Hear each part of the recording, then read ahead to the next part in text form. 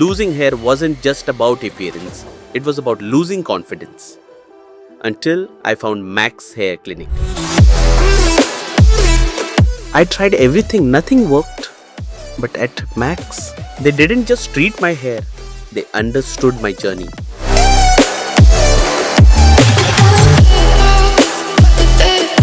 The procedure was smooth. I started to feel like myself again as the follicles were carefully implanted.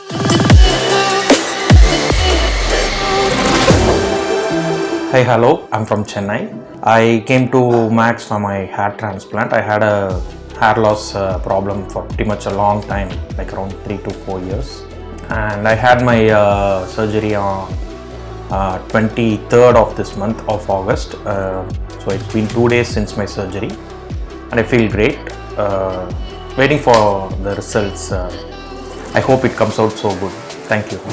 It wasn't just about hair, it was about reclaiming my confidence.